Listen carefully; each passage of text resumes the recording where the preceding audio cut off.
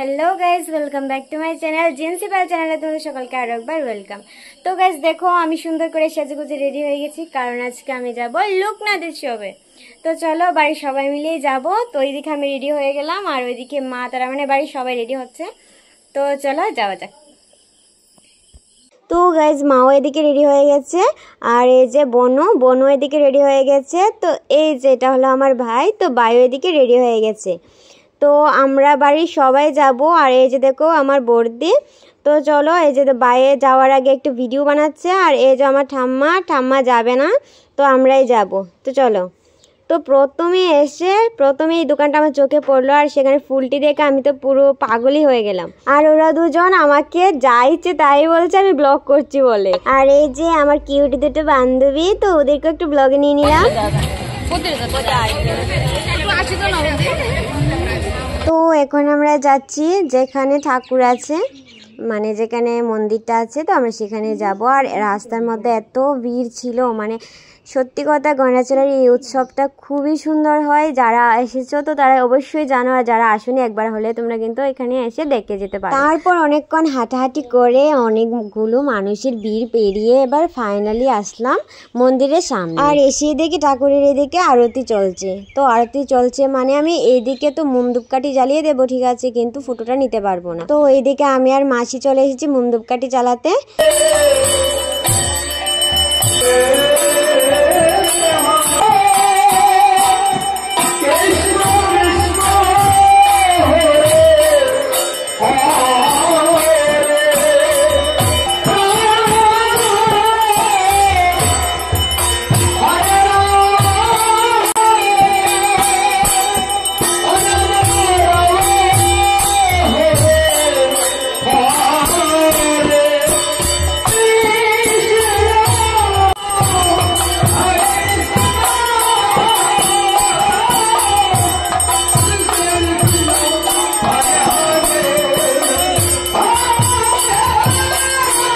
বহু বছর পর বান্ধবীর সাথে দেখা হলো আর এদিকে বান্ধবীগুলোকে একটু ভিডিও করে নিলাম। আর এই যে দেখো এটা হচ্ছে আমার আরেকটা বন্ধু। তারপর আমি মা মাসি বর্দি বনু ভাই সবাই মিলে বসে বসে একটু কীর্তন দেখছিলাম।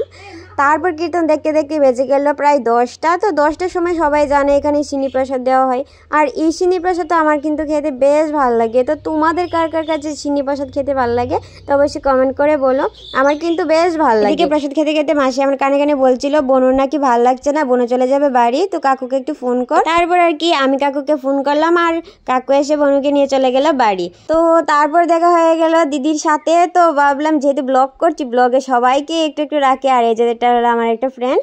তো চলো সবাইকে তোমাদেরকে একটু একটু করে শেয়ার করে দিচ্ছি।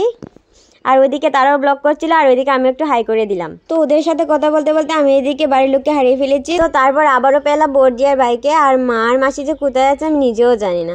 তো যাই হোক একটু আমি আর বর্দির দিকে দোকানগুলো দেখছিলাম। আর এই যে দেখো কত সুন্দর সুন্দর কানের।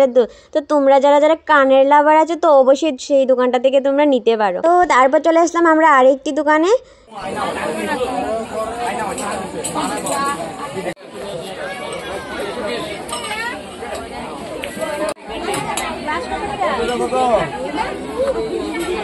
আর এই দিকটাই ছিল সব রকমের খাবারের জিনিসের আইটেম, কে কি খেতে চাও সব কিছুই আছে এইখানে। তো যাই হোক এটা আমার অকাতের বাইরে, তো আমরা এদিকে আর যাচ্ছি না। তো চলো সামনের দিকে যাওয়া যাক। আর তোমরা যেটাই বলো আমার না কাঠের জিনিসের প্রতি এত ভালোবাসা যে কি বলবো, আমার কাঠের জিনিস দেখলেই কিনতে ইচ্ছা করে। তো সেখান থেকে আমি এই গ্লাসটা দেখেছি আর এই গ্লাসটা আমার এত পছন্দ হয়েছে যে সেটাকে আমি কিনে নিয়ে বাড়ি চলে এসেছি। তারপর আমরা চলে আসলাম একটা ফুলের দোকানে। আর ফুল মানেই তো সুন্দর, আর সেই সুন্দর সুন্দর ফুলগুলি দেখেই তো আমাদের মনটা আটকে। তারপর দেখছিলাম যে এই ফুলের দোকানটা থেকে কিছু নেওয়া যায় কিনা। বাপরে বাপ, জিনিসপত্রের যা দাম তাতে মনে হয় আমাদের মতো মানুষ আর কিছু কিনতে পারবে না। আর এই সুন্দর সুন্দর রোজটি দেখে ভাবলাম যে কাউকে গিফট করব। তারপর বললাম গিফট করার মতো তো মানুষই নেই। তো তারপর চলে আসি আমরা একটা কাপের দোকানে। আর কাপের দোকান মানে আমার মা মাসি বর্দি যে আসবে লোকনাথের সাথে প্রত্যেকটা বছর কোনো না কোনো কাপের দোকান থেকে কাপ নিয়েই যাবে।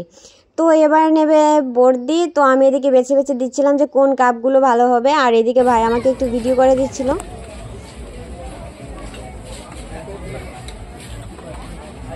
তারপরে সূর্যমুখী ফুলটি দেখে আমার মনটা আটকে যায়। কিন্তু কি বলতো, সূর্যমুখী ফুলটি কেনার মতো টাকা ছিল না। তাই জন্য ফুলের স্ট্যান্ডটা নিয়ে চলে আসলাম। তো ফুল না কেনার দুঃখ সহ্য না করতে পেরে চলে আসলাম আইসক্রিম খেতে। তো চলো এবার যত কম দামে আইসক্রিম আছে ওগুলো খেয়ে আমি আমার মনটাকে বেচাবো গাইস। তো অনেক কেনাকাটি হলো, অনেক ঘোরাঘুরি হলো। তো এবার চলে যাব বাড়ি। আর বাড়ি যেতে যেতে আমার মা আর মাসি মাঝ রাস্তায় আটকে যায়, ওখানে যায় ওইখানে যাই। তারপর বাইরের দিকে নিয়ে নিল একটা কেক, আর কেকটা নিয়ে ও আমাকেও একটু খাইয়ে দিল। যাক বাবা, ফ্রিতে একটু আইসক্রিম খেতে পারলাম, সেটাই অনেক ভাগ্য আমার। তো তারপর ফুচকা থেকে লোভ সামলাতে না পেরে চলে আসলাম এখানে ফুচকা খেতে। আর আজকের ফুচকাটা খাওয়াবে আমাকে বর্দি। তো চলো ফুচকাটা খাওয়া যাক। প্রায় 2 মাস 3 মাস হয়ে গেল ফুচকা খাই না। তো আজকে অনেকদিন পর ফুচকা খাবো। তো বাইরের দিকে আমাকে খাইয়ে দিচ্ছিল আর বাই একটা খাচ্ছিল। তো বাই প্রথমে বললো বাই নাকি ফুচকা খাবে না। তো আমরা নিলাম। ও আর লোভ সামলাতে না পেরে আমার কাছ থেকে নিয়ে একবার ও খাচ্ছে, একবার আমাকে খাওয়াচ্ছে। তো যাই হোক, এইদিকে মাসি কি বলছি, বর্দি মাসিকে খাইয়ে দিচ্ছে, তারপর ভাই এদিকে আমাকে খাইয়ে দিচ্ছে। এই করতে করতে আমাদের ফুচকা খাওয়াটা কমপ্লিট হলো। তারপর আমরা চলে যাব বাড়ি ফেরার পথে মাঝ রাস্তায় এসে মনে পড়লো যে মা কিছু খায়নি। তারপর মা এখানে ঘুগনি নিয়েছিল, তো এখানে সবাই মিলে আবার একটু ঘুগনিটা খেয়ে নিলাম। তো চলো গাইস, এই স্ট্যান্ডটা আমি কিনেছি ওই ফুলের দোকানটা থেকে। তো চলো এবার চলে যাওয়া যাক বাড়ি। তো হঠাৎ রাস্তার মধ্যে পেলাম বিশ্বজিৎ দাদাকে। তো চলো দাদার সাথে একটু ব্লগ করে নিলাম, কারণ দাদাও ভিডিও বানায়।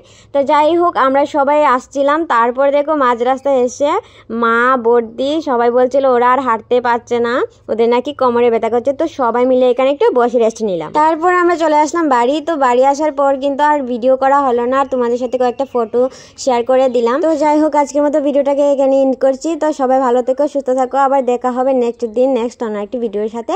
তো টাটা।